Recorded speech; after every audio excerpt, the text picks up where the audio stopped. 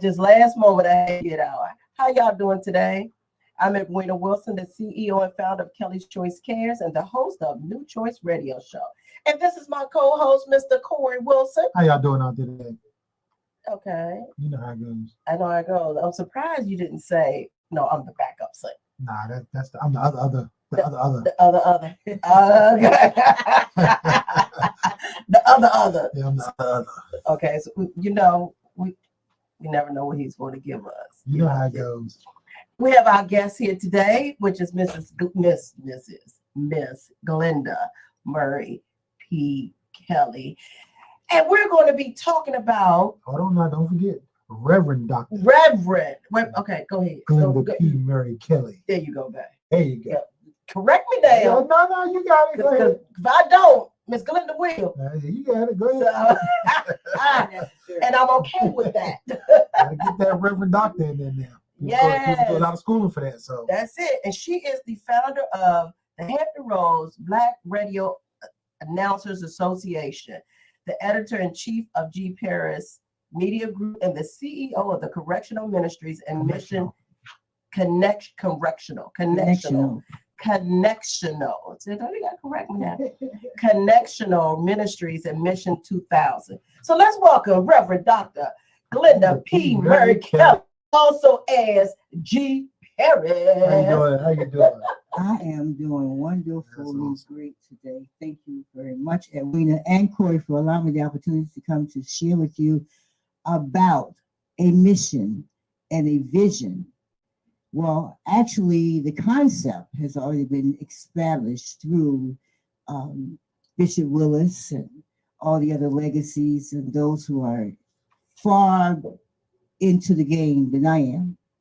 But yet, creating the systematic system that brings out the 21st century people, we want to honor the legacy of music and radio, but also acknowledge that there's a new thing out there as well, and there's jocks who have own podcasts and that they're not under FCC, where FCC has abandoned that now, but they're amateurs, and we want to bring training, and they will still get the same customary things that the old radio jocks knew and established and understood for the system they were under.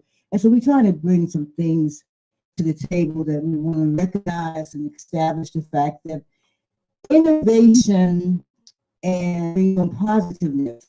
And also when you bring inspiration, it brings on healing to things that for the past. I can't speak on behalf of what may have happened as far as the incentive programs the radio had in the past. Mm-hmm. But I can speak on the hardship that when they speak about what they went through, getting paid little to bit of money for service for time. And so therefore these factualities take place from a journalistic perspective. Journalists don't have to sit there and write. Journalists must create a system and a story. And when they create their own system and review the story, they know it's factual because they actually walk through it versus being observative. You actually interactive with the process. Right. And so therefore you get to believe upon the study, because the audience is listening to you, and some don't. Some appreciate some don't. Right. And so when we see that there are some legends out there, some living legends. So I created and with the library on today from 5 and 6, so that we have an exhibit, we have the New Journal Guide newspapers clippings of what they have reported on Black radio. Right. Also, we'll have somebody here from the radios and jocks that they were back in time. So we want to be able to show appreciation. We're not able to tell the whole story because we wasn't a story. Right. We only tell a view of the story. What we've read, and we know what we're not dealing with testing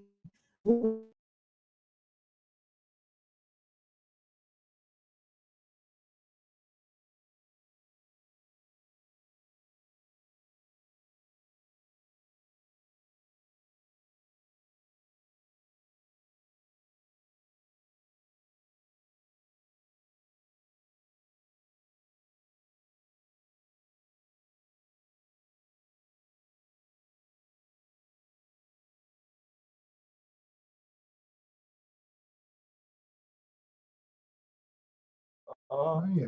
And so in the system process, you have to have the ability to research, not just have one check. You got to have 3 checks. You just like, say for instance, when you do Virginia Pilot, then you have to go in and find 2 more sources that say, I agree with what you're saying in order for it to be published. If you don't have an agreement, when 2 or 3 are gathered together, he's in the midst. Right. But you have to be in agreement. So what we have is some disagreements. One has an opinion, another has an opinion. And each opinion is not coming together in the right and factual way of what can be published. And so what I'm doing is, as I did, as trained under the National Press Club and under the National Press Club Foundation, and able to go to the places that have accepted me on a national level as a journalism to observe, even for the National Association of Broadcasters. I mean, we had the press passes to get in and invited to come back again, even though I wasn't able to get through the Richmond, what was it called? The parking lot. I made it one step, my body wouldn't let me go. But then I made sure that I called in and talked to the lady and let them know, well, I will be next year. But let me say something to you before you ask this next question. Do you love Jesus? Absolutely. Do you know that he's the maker of all things? Oh, yeah. Absolutely. Do you know that even when we look at the music broadcasting system, some people talk about R&B and gospel and country western and hip hop. All of them have the same notes. The same notes that they use in the musical scale is only 7, 11. And those same notes are used in gospel, R&B, country western, any genre of music, jazz, the same notes. It's only what's in the lyrics that makes a difference. Oh, yeah. And so, how are your lyrics? Well, my lyrics is a combination of it. Because I did find love on a 2-way street. Okay. And lost it on a lonely highway. Oh, Lord. True love is hard to find. It is. But when you catch a hem of his garment, Jesus. Oh, come on, girl. Where you going? And then he began to make you whole.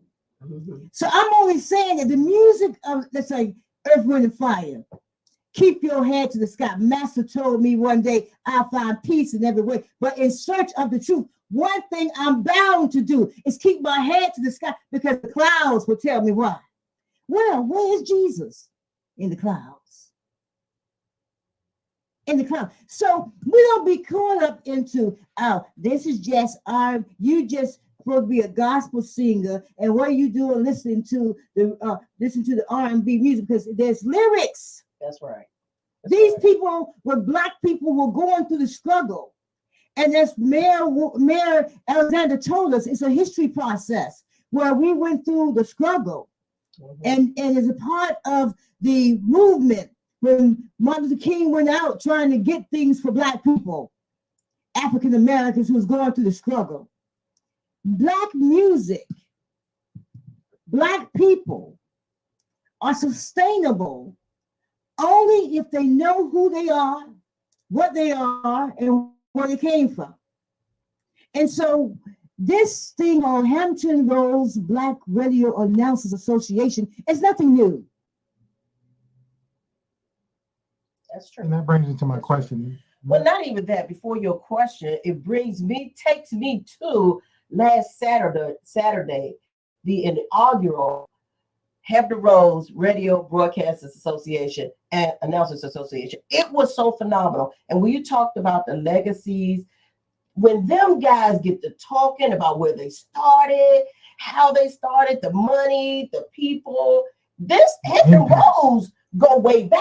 Hampton Roads started a lot of folks. A lot of folks. I mean, actually, a lot of folks. And in our database, we have over 400 and some odd people, but I could say that actually with the people, we have maybe about 75 pictures of the jocks. But we have to go all the way over to the United States to find them. That's why I travel a lot. But right now, like I said, I'm hooked, but I'll be back. I'm on my road. I'm on my way to Atlantic City to the Walk of Fame, and which Dionne Warwick, Whitney Houston's aunt, will be inaugurated into the Walk of Fame. But I get to drive. I can drive anywhere, but flying I can't do that right now because I have to walk, and that's a very difficult process. But what I want to say to you is that, Edwina and Corey, Saturday to me was a little disappointing. It was awesome, but it was awesome. I'm going to tell you the buts. There's some buts and some therefores, and there's some adjectives and conjunctions. Because there was probably 17 people that were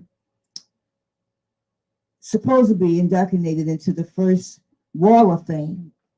This Wall of Fame is not just going to be on the wall at the Chuckers Memorial Library, but we're having a whole, they're allowing us at the Schroeder Library to have a whole display of everyone that we induct and futures. We have more to come in August.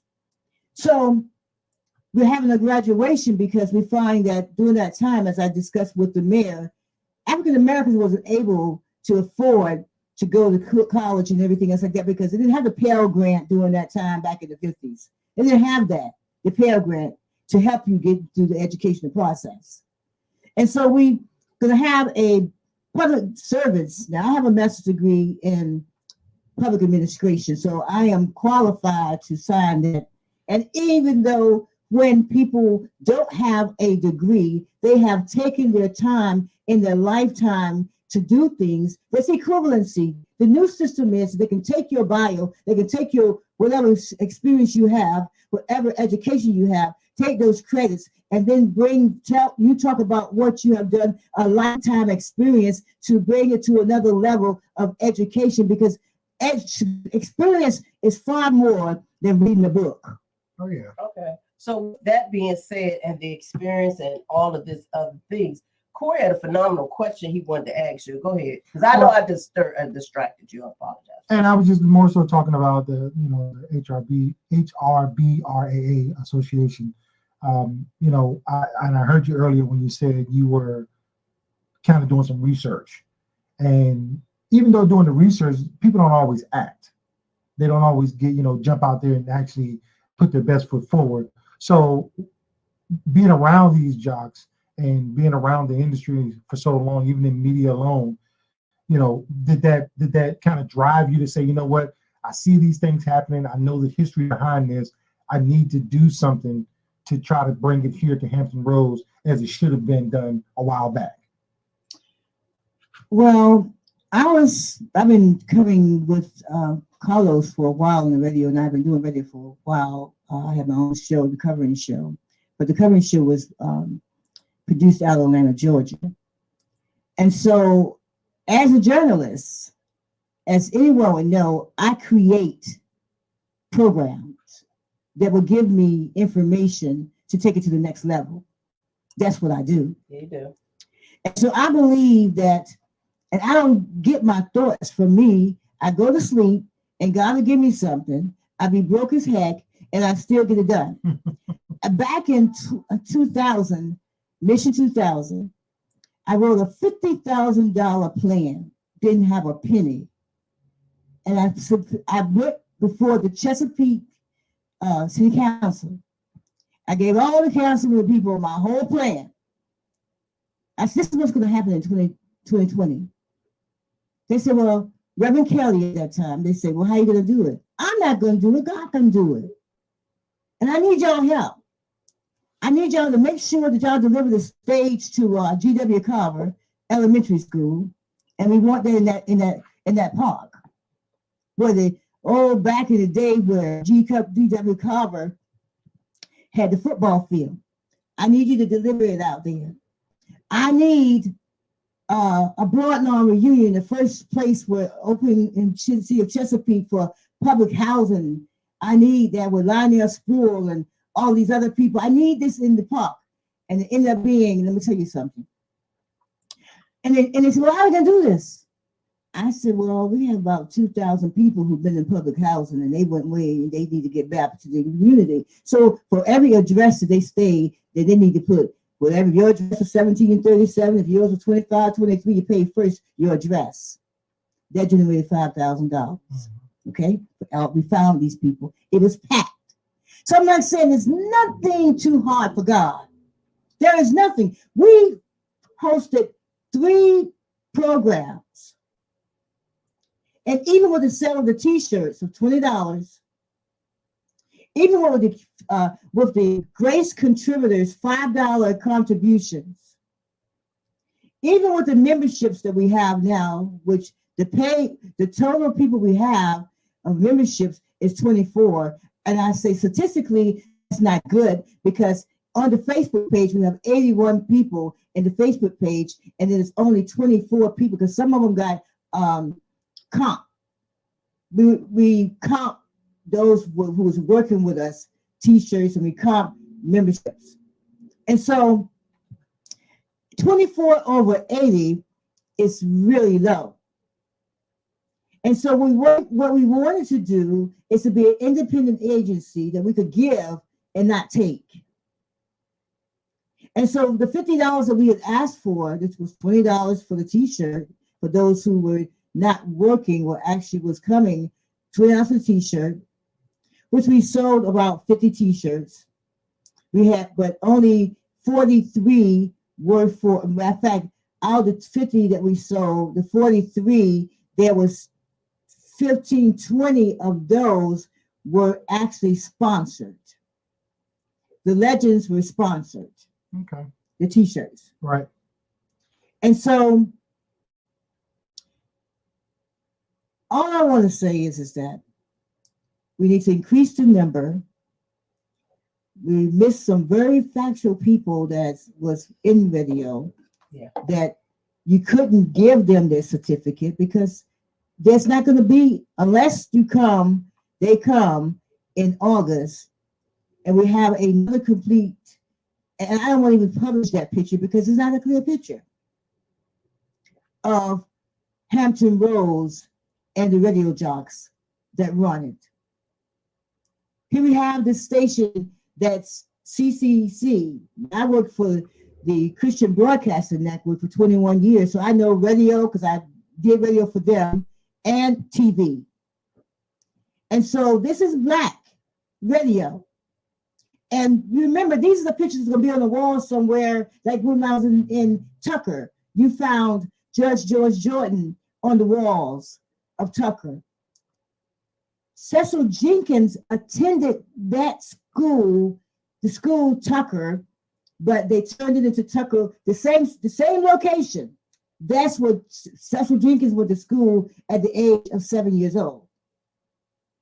And so I'm saying to you all here in Hampton Roads, we only don't have just Hampton Roads, but we have been accepted into the National Black Radio Hall of Fame, Virginia chapter. So we have the whole state of Virginia to cover. That's right. God is good. When Amen. I sent, and I don't use the word sent, I should say we sent, because we are an organization. Whether maybe one individual may have done something, but still it's we because we're branded. Right. When we sent our proposal of what we had, it took at least 6 months for approval. But when they realized that we knew what we were doing, in January, we got the notification that we had been accepted. Amen. Into the National Black Radio Hall of Fame, Virginia chapter, as meaning that we could be a screening process of preparing our jocks and their radio and their bios and EKP stuff so that therefore they can go a higher level. And I have been, I'm gonna say me now, because it's me now, have been working and I have established a research team, individuals who can fact check everything as to relating to the history of Hampton Roads and Virginia. So therefore, we have an opportunity to go to the Senate.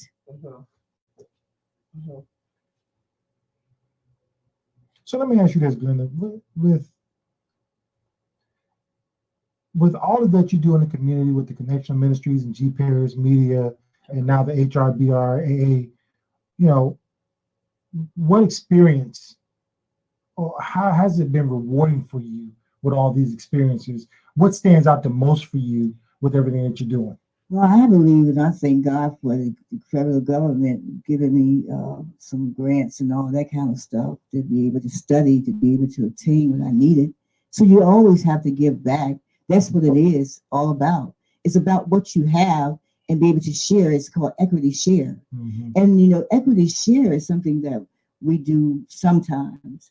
People like to just keep what they have to themselves and not be able to share for. Education is something that people, it's a united thing. It's something that you're teaching, and it's not always a financial gain. It should be if it's a craft. It's not a financial gain. If it's a profession, it's a financial gain. And so this takes me to the place where, in fact, is that can you believe and understand that with the community services, well, I wouldn't be a certified agent of Presidential Lifetime Achievement Award if I didn't know myself to be a partaker of volunteerism and be able to go out to all over, because I just don't do certified people in one state. I'm zooming around in other states and looking at other people. I mean, I certified at least 21 states. I said, well, how did you do that? Okay, I'm gonna tell you how I do this. I find me a cheap flight. Y'all getting the inside scoop now. For real. And if I can find me a mega bus trip for $1, $2.75 round trip, I don't care how far I go to Chicago. I've been to Chicago. I've been to Dallas on the mega bus. Some of y'all are too cute to do that thing. Some of y'all don't want to, but when you want to do something and you want to preserve the legacy and to be able to do things for your community, you can't ride around in a Mercedes. Now, I had them all. I had Porsches. I've had Audis. I've had Peugeots. I have Lexus. I've had them all for real. Back, y'all. Jaguars, all of that. But when God called me in ministry, Jesus didn't even have a place to stay. Jesus came in on a bottom donkey. When he came in, he had no crib, he had no place to stay. Okay? So in the process, I'm talking to you right now because it's a learning process, because right now I'm writing a proposal to the White House on homelessness. So God takes you into experiences to be able to make you able to talk about it, walk about it. That's very true. And with that being said, what are your biggest hopes for the organization? My biggest hopes for the organization? I want everyone who have served in the capacity of a radio jock and has spent some time on the air to be able to appreciate the fact that we appreciate them. You understand? To appreciate. So that means that when we say the 400 people that we know that's out there, the living would be called the scroll of fame. And so therefore, the Betty Jack Holmes and Viola Dysons and the Bobby J's and the King hot dogs and all these right here, they'll be on the wall. But I was waiting for the exhibit, because we're not going to unveil the wall of fame until it goes into the library, because every place that you have gone to the library becomes history, right, in the database of the library. And so we have a lot of libraries to go to. And that's how we're not going to exhaust all of our money going into. I'm not interested. I want to have a big gala, But if the big gala is going to be costing the people $85 and $95 and $100 and all this stuff like that, we're not ready for that right now. To exhaust the revenue that we have to do something big when you're trying to be able to get the story out. I've been called to do, and I talked to Brenda Andrews, and she said, Leonard, who was the chief editor, has sent her a letter, has sent her a story, and it said, Hampton Roads Black Radio Announcers is sponsoring an event on Saturday, April 27, to honor the legends. I said, that's not us. She said, I thought it wasn't because there's no picture. So I went in, now with some research or whatever, and found out it's going to be an event that is hosted by CCC, the organization and the individual who owns this radio station. And therefore, they had some pictures of the Mighty Clouds of Joy. You didn't know that CBC, the Mighty Clouds of Joy, I did some promotions and as a publicist for them because their manager, Marty Simpson, we were trying to get them their Hall of Fame, their Walk of Fame in Hollywood, but we couldn't raise $25,000 back in that time. Now it's $50,000. And that's okay. Go ahead. That's for inflation. Mm-hmm. Yeah. Okay, so of course, with this organization that Glenda created is so phenomenal. I mean, I literally enjoyed myself. It was all the information that was from these older jocks that started here in the Hampton Roads area. So we only have a few minutes left, and I did want to ask Glenda, what advice would she give to someone who wants to make a positive difference in the community from her story? Listen, I hold on to that. We're gonna have to bring Glenda back for that because she has so much powerful, impactful information that she could share with the community. And we would love to have you back to finish this because it's clearly still some more that people don't understand, people have not heard of and don't know about. So I don't think y'all realize what you got in front of you. Right. You got the Black Radio Broadcasters of Hampton Roads, that right there alone, the impact, watching these gentlemen Saturday, and the ladies who have been impactful with getting music out there in the community all over the country, and really, bridging the gap between what you can do. We see things now, we think we can do so much, but you don't realize what these guys fought through. People like Glenda, people like Cecil J, they went out there and they actually put the time and effort in. They spent the time to actually bridge those gaps and talk to people and put that information out there so that way it had validity to it. And that's what you want. That's what you want, people out there fighting the good fight every day and trying to bridge those gaps and really make room for you to come in. So it seems easier for you, but you don't know the struggle they went through. You don't know all the things they had to deal with. Just think, groups like the HRBRAA had a big impact with getting, hip hop, gospel music, jazz, different mainstream artists all over the country. And big in Hampton Roads, that's big. That was huge. That was huge. I was really impressed. Yeah. But I would not be earnest or honest not to acknowledge Phil Nelson, Chester B, and all of the radio jobs. Because without them, because Phil Nelson has taught me some things. I'm able to teach him administratively and structure-wise organization. But he has a lot of information about radio because he's Quiet Storm in Norfolk as well as Washington, D.C., where Kathy Hayes. Okay, I'm sorry to cut you off, Glenda. Like I said, we be back. It's so much more y'all can learn and understand about what Hampton Roads had in the community and how they started with music. Listen, we see y'all back next week, same time, with some more great, impactful information. Y'all be blessed, have a wonderful day, and don't give up on yourself.